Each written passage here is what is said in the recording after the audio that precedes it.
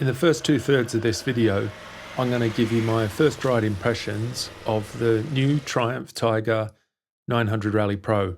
Then in the last third of the video, I'm going to show you how I've set up this press bike suspension and personalized the controls and settings so I've got a starting point for my adjustments as I spend time on it. As well as this bike, Triumph UK have also given us the 2025 Tiger 900 GT Pro to ride and enjoy alongside this one to take on a trip away. I recently produced a first impressions video on the GT Pro, but because these videos are coming out close to each other, I didn't want this video to be a double up or too similar to that one. So I made this one different, this video that is. Thing is, both the GT Pro and the Rally Pro are very similar bikes with a handful of significant differences. I'm not going to go over all the differences between the two bikes in this video because I did it in the last one, but one of the big differences, or big couple of differences, is that this bike has different wheel sizes and much longer suspension travel to the GT Pro. So the Rally Pro comes with a 21-inch front wheel and 18-inch rear, whereas the GT Pro, the road one, comes in with a 19-inch front and 17-inch rear. Usually we'd request an adventure bike like this comes with a more off-road based tyre, but we requested the standard road tyres on this one because it would be a good like-for-like comparison of both bikes on the road on our trip. The GT Pro was a comfortable bike to ride with a neutral riding position and reach for me at 6'1", with a 32-inch inseam and long arms and legs, and this one feels exactly the same. Surprise, surprise. Tank, seat, controls, all felt solid and relaxed. Adventure bikes are one of my favourite types of bikes to ride on the road because they're upright and relaxed and I feel more in control on them, and this one just feels great. You really do notice the difference in wheel size and suspension travel between these two bikes, even though I rode the GT Pro for the first time a few days ago. 888cc triple on this bike can be ridden calmly and relaxed, or if your mood changes you can really get up it and it will respond. Maybe respond isn't the right word here. Delete that. Replace it with scream. In fact, I have caught myself doing that in my helmet with these bikes since I've had them. Am I allowed to admit that? This bike has all the same riding modes as the GT Pro, but also has Off-Road Pro, which I'm looking forward to trying out when it's a bit drier because of those tyres. The other day when I took the GT Pro out, the conditions were dry and I rode the bike in road mode. Today, I only rode the bike in rain mode because the roads were wet. Main difference I could tell was the rain mode was much softer off the bottom end than the road mode. The rain mode made me feel secure on the road, and if anything it made me rev the bike a lot more than I usually would in road mode to get it going, which I suppose is a good thing, to be held back in the wet I mean. Radiators at the front there and they vent to your legs, but I didn't notice my legs getting hot today. This bike has over 6,000 miles on it, and the GT Pro we have is basically brand new, and I think I'm the first person to ride that one. When I started the Rally Pro, I did notice that it had a slightly different sound to the GT Pro from what I could remember. Maybe because the engine's run in, it sounds different. Also, it might be that it's a press bike, and I know these press bikes aren't treated like maybe an owner would treat their bike, so it could be that too. Be interesting to run the bikes next to each other and see if I'm right.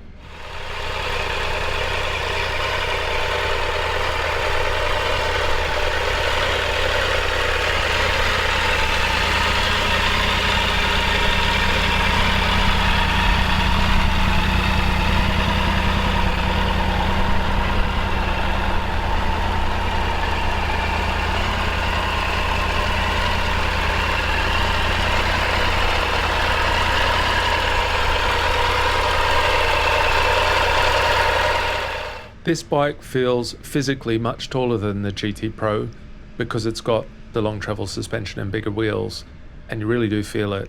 I ride a lot of off-road and I'm used to tall bikes with long travel suspension, so I like the way this one feels. My initial impressions of the Showa suspension is that it feels really good on the road and holds up well in the travel.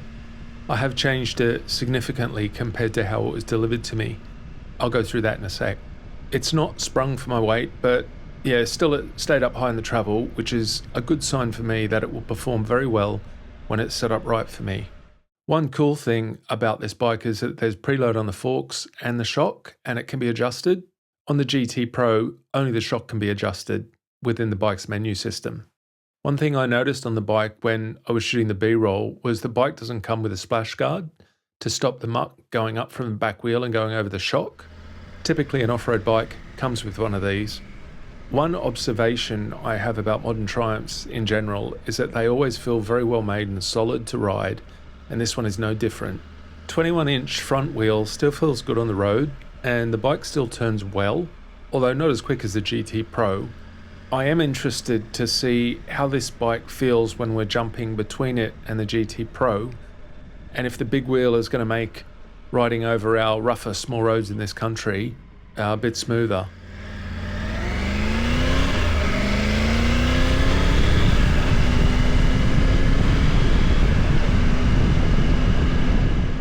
Apparently the bars on this bike are set 15mm back compared to the GT Pro, but I couldn't feel any difference today. Seat was comfortable, and I know it's good for a few hours in the saddle after having ridden the GT Pro the other day. Screen is adjustable for height on this bike, and I had it up today when it was raining for additional weather protection. Physically, the screens do look skinny on the Tiger 900s, but I do know that they're good because I rode 150 miles on the motorway the other day on the GT Pro, and I wasn't blowing around too much. Clutch feels light on the bike, and this one's got a 6-speed gearbox. It's also got shift assist, which is basically a quick shifter, but I totally forgot and used the gearbox like a normal bike today. Brakes were very powerful, and I didn't yearn for more stopping power. They've got plenty of power and feel. Oh, and I like how you can turn the brake tip around, depending on if you're riding off-road or on. Colour of this bike is matte khaki green and matte phantom black, but my favourite colour of this bike is ash grey and intense orange.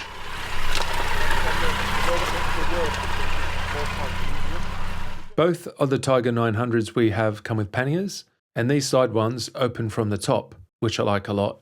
Also, they do look a bit more adventure style compared to the touring style of the GT Pros. I took them off for this first ride today, and they literally fell off in my hand. They were that easy to get off. I've ridden the Triumph Tiger 1200s over at the Triumph Adventure Centre in Wales, and when I was there, Matt from Triumph was out with us on the Tiger 900.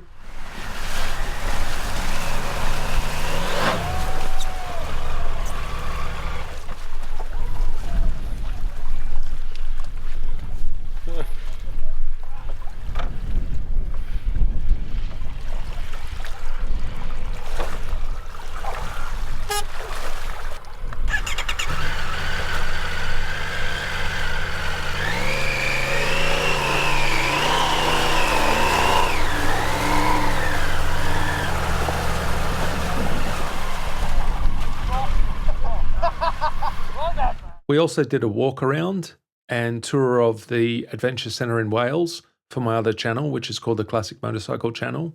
Yeah, a bit of an odd video for that channel, but at that time we were featuring a lot of Triumph modern classics on that channel, and they were running loads of them over there at the Adventure Centre. So if you're thinking of going to the Adventure Centre, check out that video on my other channel, because it's a great behind the scenes look at their operation over there, which is actually really impressive. I'll put a link to that video in this video's description.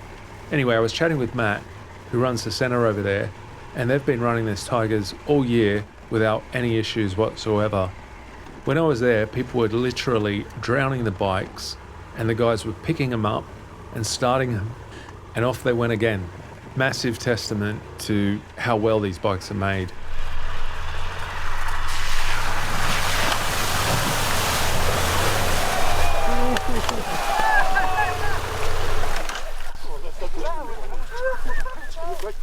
Right, let's get him up. You footstep. Oh, man. Ready, 1, 2, 3. Up.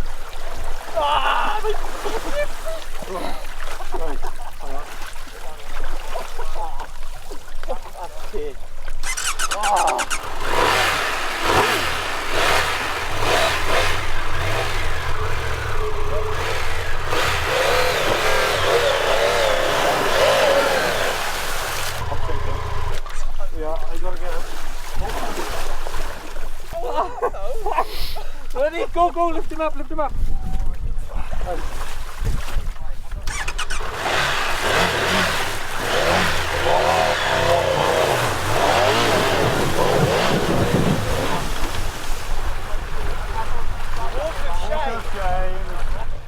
Alright, so there's a bit of rain. I thought I'd just stop and go over the setup of the bike that I've done so far today.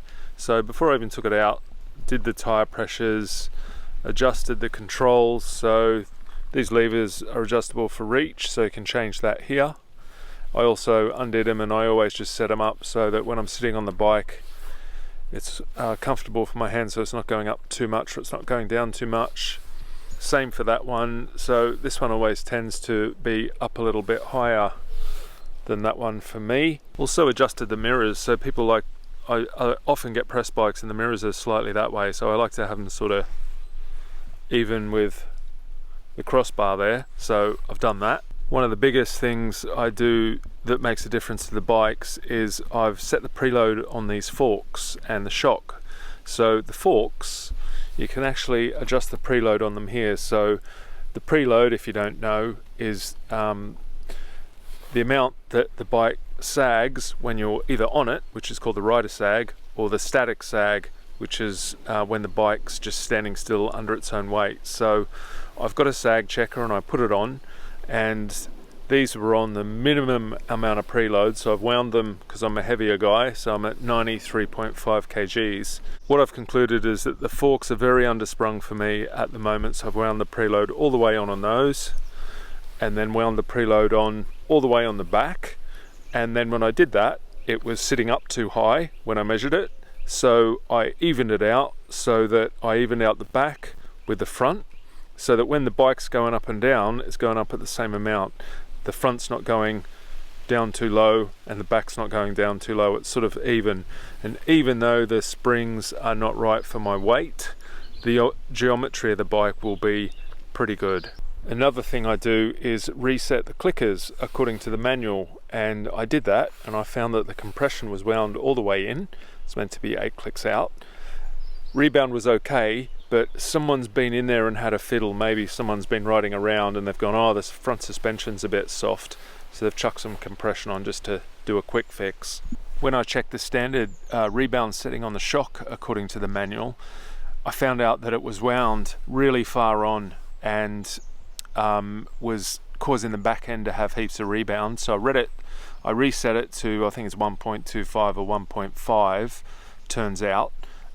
Then sat on the bike and realized it was really springy, so I wound it up to 3 instead of like 1.25 or 1.5, and now it's much better.